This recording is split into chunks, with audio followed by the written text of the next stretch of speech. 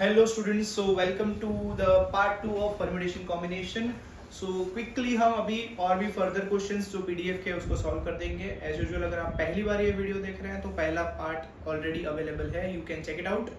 And उसके नीचे ही important question का PDF भी है, हम उसी के क्वेश्चन सॉल्व कर रहे हैं जिसमें आज हम स्टार्ट करने जा रहे हैं 10th नंबर का question which is very important from the exam viewpoint. तो mark it out. In how many ways can 3 boys and 2 girls be arranged in a row such that 3 boys हैं और 2 girls हैं. हमने already ये चीजें लिख रखी है. 3 boys and 2 girls are there. Both the girls remain together. दोनों गर्ल्स को साथ में रहना है. अभी जस्ट हम पिछली वीडियो में एक टुगेदर वाला क्वेश्चन करके आए हैं. वापस वही कंसेप्ट हमको लेकर आ गया है कि टुगेदर बताना है. दोनों लड़कियां साथ में होनी चाहिए. तो पहली बात तो अज्यूम करते कि समझो दोनों लड़कियां यहाँ पीछे बैठी हुई है, साथ में होनी चाहिए. मतलब पूरी पॉसिबिलिटी है कि गर्ल 2 पीछे बैठ सकती है, गर्ल 1 आगे आ सकती है, गर्ल 1 पीछे जा सकती है, गर्ल 2 पीछे आ सकती है. मतलब अल्टीमेटली दिस 2 कैन इंटरचेंज. तो 2p2 फॉर दैट. अब 3 लड़के हैं. अब किसने बोला गर्ल्स पीछे बैठेंगी? गर्ल्स आगे भी तो बैठ सकती है. जैसे अपने बुक्स में था, किसने बोला संस्कृत की बुक के ऊपर रहेगी? वो इंग्लिश के ऊपर भी आ सकती थी. सेम चीज, गर्ल्स यहां भी बैठ सकती है, यहां भी बैठ सकती है. मतलब अगला परम्यूटेशन क्या होगा? 3 लड़के और चौथा ये लड़कियों का ग्रुप कहीं भी मूव कर सकता है. हमने वहां पे भी ग्रुप बनाया था, याद हो तो आपको, वहां पे बुक्स का ग्रुप बनाया था.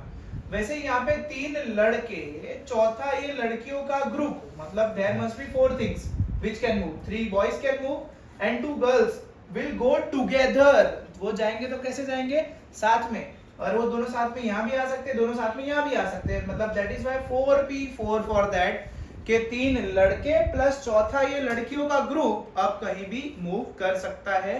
अगेन कह रहा हूं, important question from the exam view point. 3 लड़के चौथा लड़कियों का ग्रुप कहीं भी मूव कर सकता है. That is 4p4. 3 boys and 4 girls का ग्रुप. ठीक है. अब इसको अगर अपन सॉल्व करेंगे तो 2p2 is 2 into 1 and 4p4 is 4, 3, 2, 1 करोगे तो आंसर क्या आ जाएगा? 48.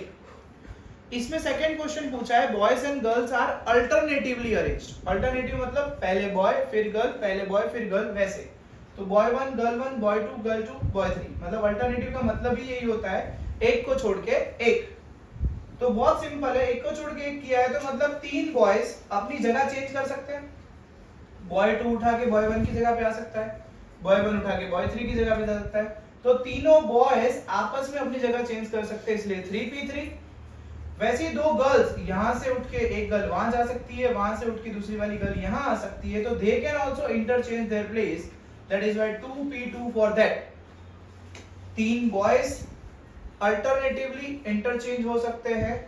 वैसे ही 2 गर्ल्स भी अल्टरनेटिवली इंटरचेंज हो सकती है. तो 3p3 and 2p2 for that. Answer करोगे तो 12 आएगा. ये वाला क्वेश्चन सच में बता रहा हूं, बहुत ध्यान से करिएगा, थोड़ा ज्यादा इंपॉर्टेंट है. अगला है ऑल 3 बॉयज रिमेन टुगेदर. तीनों लड़के साथ में हो. जैसे पहले लड़कियां साथ में थी, अब कौन है? लड़के साथ में. तो बेटा अगेन पूरी पॉसिबिलिटी है, आपस में तीनों लड़के अपनी जगह चेंज कर सकते हैं. b1 b2 b3. b1 पीछे जा सकता है, b3 आगे आ सकता है. मतलब तीनों आपस में अपनी जगह बदल सकते हैं. उसका परम्यूटेशन क्या हो जाएगा? 3p3. बॉयज आपस में ही अपनी जगह इंटरनली बदले. ये सीट, ये 3 सीट के अंदर ही वो लोग घूमे, तो 3p3. अब अगला एस्पेक्ट क्या आएगा डिस्कस करने का, थोड़ा ध्यान से देखना. तो 3 बॉयज टुगेदर बोले थे हमें, तो पहले तो ये आपस में इंटरचेंज होंगे, उसका 3p3. अब 2 गर्ल्स और तीसरा इनका ग्रुप. अब किसने बोला बॉयज आगे ही होंगे? बॉयज जिंदगी में ऐसे जनरली पीछे ही रहते हैं, तो यहाँ पे भी पीछे होने की शक्यता है. ठीक है. तो अब 2 गर्ल्स और एक बॉयज का ग्रुप, जैसे ऊपर अपने ने एक ग्रुप गिना था, वैसे अब बॉयज को एक ग्रुप गिनेंगे. तो 2 गर्ल्स और बॉयज का एक ग्रुप मूव करेगा, उसका ये दूसरा 3p3 आ जाएगा. ठीक है. अब एक नेक्स्ट क्वेश्चन है, वेकफुल करके वर्ड दिया हुआ है, उसका डिक्शनरी ऑर्डर फाइंड करना है. 11 नंबर का क्वेश्चन है. डिक्शनरी ऑर्डर का मतलब ही क्या होता है कि हमें वो डिक्शनरी में कब आएगा वो बताना है. ठीक है. तो ये बहुत ही मजबूत क्वेश्चन है. ऐसे तो आपकी बुक में बहुत घिसा पिटा टेक्निक दिया हुआ है इसका, but I don't prefer to go with that. सबसे बेस्ट मैं आपको इलाज बताता हूँ, थोड़ा ध्यान से सुनिए. ये टेक्निक बहुत सही है और आपको काफी काम आएगी. आपको ये चेक करना है जो W वर्ड है, अगेन कह दूं ये मोस्ट इंपॉर्टेंट क्वेश्चन है, एग्जामिनर के फेवरेट क्वेश्चंस में से है ये। जो W वर्ड है उसके राइट में, W वर्ड है उसके राइट में कितने वर्ड्स उससे छोटे हैं, उससे छोटे मतलब जैसे कि देखो ABCD में A आ गया, EFG में EF आ गया, EFGHIJK LMNOPQRSTU, मतलब W से पहले सारे वर्ड्स आ चुके, करेक्ट। तो कितने वर्ड थे, 1 2 3 4 5 6 वर्ड्स थे। अब ए के राइट में, ए के राइट में उससे पहले आने वाले वर्ड्स, अब ए खुद ही बेचारा पहला होता है, तो ए के राइट में उसके पहले कुछ होगा ही नहीं, ठीक है। तो वहां पे क्या लिख दिया मैंने, 0। के राइट में उसके बाद उसके पहले आने वाले वर्ड्स, मतलब ABCDE आ जाएगा, F भी आ जाएगा, ABCDEFGHIJKL, भाई के तो आ गया अपना, मतलब कौन से वर्ड्स बने, सिर्फ E और F ही बने, मतलब मैंने क्या लिख दिया, के नीचे 2 लिख दिया। ई के पहले आने वाले वर्ड्स, ई के राइट हैंड साइड, ई के राइट हैंड साइड ई से पहले आने वाले, तो ABCDE, लो एक भी नहीं आया, तो मैंने क्या लिख दिया इसमें, 0। F के राइट में उससे पहले आने वाले वर्ड्स, तो ABCDEF आ गया, F, U और L तो आए नहीं अभी तक। U के राइट में उससे पहले आने वाले वर्ड्स एक ही बनेगा, L खुद, L के राइट में कुछ है नहीं तो क्या हो जाएगा, 0 हो जाएगा। वापस बता रहा हूं, वो खुद वर्ड है, उसके राइट में, उसके राइट साइड पे उसके पहले आने वाले वर्ड्स हमको लिखने हैं। W के पहले बेटा 6 और 6 आ रहे थे तो 6 लिखा, A के राइट में एक भी वर्ड उसके पहले नहीं आ रहा था तो 0 लिखा, K के राइट में उसके पहले 2 वर्ड्स आ रहे थे E और F, वो लिखा, ठीक है। ऐसे हमें इसको कैलकुलेट करना है। फिर क्या करेंगे, मल्टीप्लाई कर देंगे सबको, किसके साथ, तो एक 0 से सीक्वेंस शुरू करेंगे, 0 factorial, 1 factorial, 2 factorial, 3 factorial, 4 factorial, 5 factorial और 6 फैक्टोरियल, मतलब जितने भी नंबर हो विल गो टुवर्ड्स दैट, 6 होगा, 7 होगा, 8 होगा, जितना भी होगा अपन जाएंगे। अब थोड़ा ध्यान से, अपन को अब इन दोनों को मल्टीप्लाई करना है, मतलब 6 इंटू 6 फैक्टोरियल प्लस, अब प्लस लीगली इसको करना होता है 0 इंटू 5 फैक्टोरियल, बेटा पर 0 से कुछ भी मल्टीप्लाई होता है तो शायद 0 हो जाता है, जितना मेरे को पता है 0 से कुछ भी मल्टीप्लाई होता है तो वो क्या हो जाता है, खुद 0 हो जाता है। 2 इंटू 4 फैक्टोरियल लिख दिया, 0 इंटू 3 फैक्टोरियल कोई काम का नहीं है, 0 से कुछ भी मल्टीप्लाई होगा 0 होगा। 1 इंटू 1 फैक्टोरियल ये लिख देंगे, 0 इंटू 0 फैक्टोरियल कुछ भी काम का नहीं है। अब इसका मल्टीप्लाई करके अगर आप आंसर निकालोगे तो आपका आंसर बनेगा 4369, क्योंकि फैक्टोरियल का मतलब पता है बेटा, 6 फैक्टोरियल मतलब 6 5 4 3 2 1, ठीक है। अब 4369 बनेगा, याद रहे एक हमेशा लास्ट में इसके +1 करना होता है, क्यों, ये 4369 क्या शो कर रहा है कि वेकफुल वर्ड के पहले इतने वर्ड्स हैं, और अपन को क्वेश्चन पूछा जाता है कि वेकफुल का खुद का रैंक कितना है, तो वेकफुल का खुद का रैंक क्या हो जाएगा, 4369 प्लस 1 4370 नंबर पे कौन खुद आएगा, वेकफुल वर्ड। 4369 क्या शो कर रहा है कि वेकफुल के पहले इतने वर्ड्स हैं, तो वेकफुल खुद कौन से नंबर पे खड़ा है, 4370, अल्फाबेटिकल वाइज डिक्शनरी ऑर्डर में वेकफुल का नंबर कौन सा बनेगा, 4370। काफी इंपॉर्टेंट क्वेश्चन है, इस टेक्निक से करिएगा।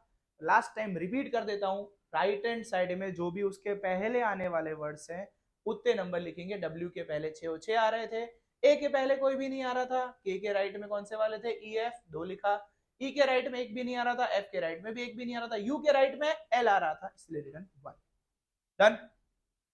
अगला क्वेश्चन 12 नंबर का क्वेश्चन, अगेन इंपॉर्टेंट। आप बोलोगे सर इंपॉर्टेंट इंपॉर्टेंट बोल के, क्योंकि इंपॉर्टेंट पीडीएफ है तो इंपॉर्टेंट क्वेश्चन ही डाले होंगे, एक तो डाले भी 14 क्वेश्चन है तो ऑब्वियसली इंपॉर्टेंट वाले ही होंगे। बेटा एक 4 चार्टर्ड अकाउंटेंट्स है, सीए है, और 5 डॉक्टर है, अपन को उनकी 3 लोगों की टीम बनानी है, 3 लोगों की टीम बनानी है, 4 चार्टर्ड अकाउंटेंट है, 5 डॉक्टर है, 3 लोगों की टीम बनानी है। तो अब ऐसा पहला क्वेश्चन में ऐसा बोला है कि chartered accountants are in majority. Majority का मतलब क्या होता है, ज्यादा कौन होने चाहिए, चार्टर्ड अकाउंटेंट। अब ज्यादा का मतलब क्या हुआ, 3 की टीम है तो एक को तो ज्यादा बोल नहीं सकते, 2 चार्टर्ड अकाउंट होंगे तब टीम में 1 डॉक्टर होगा, पहली पॉसिबिलिटी ये है। या 3 चार्टर्ड अकाउंटेंट होंगे तब डॉक्टर 0 होंगे। दूसरी पॉसिबिलिटी ये है, क्या ऐसा हो सकता है एक चार्टर्ड अकाउंटेंट 2 डॉक्टर? नहीं हो सकता। सर ऐसा क्यों? ऐसा इसलिए है कि वहां पे बोला है chartered accountants are in majority. Majority का मतलब क्या होता है? वो क्या होने चाहिए, उनकी तादाद क्या होनी चाहिए? ज्यादा होनी चाहिए। ठीक है। इसमें बेटा एक और टाइप का क्वेश्चन आता है, इलस्ट्रेशन में दिया हुआ है 6.2 के पहले पहले आपको वो भी सॉल्व कंपलसरी करना है। एटलीस्ट करके लिखा हुआ है कि एटलीस्ट 3 प्रोफेसर्स, एटलीस्ट 3 डॉक्टर्स, ऐसा एक सेम क्वेश्चन है। You must solve that. मैं अगेन कह रहा हूं उसको आपको सॉल्व करना ही है कंपलसरीली। अब इसको पहले सॉल्व कर लेते हैं। दो पॉसिबिलिटीज बनी है बेटा। टोटल चार्टर्ड अकाउंटेंट कितने थे? 4। तो 4C2 और डॉक्टर कितने थे? 5 इंटू 5C1। ये पहला केस हुआ, पहली पॉसिबिलिटी कि 4 चार्टर्ड अकाउंटेंट में से 2 सिलेक्ट हुए, 5 डॉक्टर में से 1 सिलेक्ट हुआ। एक ये हो सकता है, या का मतलब क्या आएगा? या का मतलब क्या आएगा? या का मतलब क्या आएगा? प्लस। दूसरा ऑप्शन, 3 चार्टर्ड अकाउंट हो सकते हैं और 0 डॉक्टर हो सकता है। ये दो पॉसिबिलिटीज थी। आपको इसका आंसर निकाल के प्लस कर देना है तो आप you will get your answer. वैसे इसमें क्वेश्चन नंबर 2 पूछा हुआ है, उसमें क्या बोला है? Doctors are in majority. कौन सा क्वेश्चन पूछा है उसमें? Doctors are in majority. अब डॉक्टर्स मेजोरिटी का मतलब क्या हुआ कि डॉक्टर ज्यादा होने चाहिए, तो इसलिए 2 डॉक्टर 1 चार्टर्ड अकाउंटेंट, एक पॉसिबिलिटी ये है। 3 doctor 0 chartered accountant, possibility number 2 ये भी है। क्या ऐसा हो सकता है 2 चार्टर्ड अकाउंटेंट 1 डॉक्टर? बेटा उनकी मेजोरिटी नहीं हुई ना। मेजोरिटी का मतलब क्या होता है? वो ज्यादा होने चाहिए। इसको भी सॉल्व कर देते हैं। सीए कितने थे अपने पास? 4। डॉक्टर कितने थे? 5। 4C1 5C2, पॉसिबिलिटी नंबर 1 ये वाली। या मतलब बीच में क्या आ जाएगा? Plus. 4C0 5C3, second number का पॉसिबिलिटी ये है। So I hope you are enjoying the chapter, क्योंकि अभी तो और भी अच्छे अच्छे सम्स बाकी हैं। Will see you in the next part. I hope आपको इतने तक समझ आया है। छोटी छोटी वीडियोस हम बनाने की ट्राई कर रहे हैं, रीजन बिंग दैट कि आपको कंटेंट थोड़ा ज़्यादा क्लियर और प्रिसाइसली समझ आए। Thank you so much.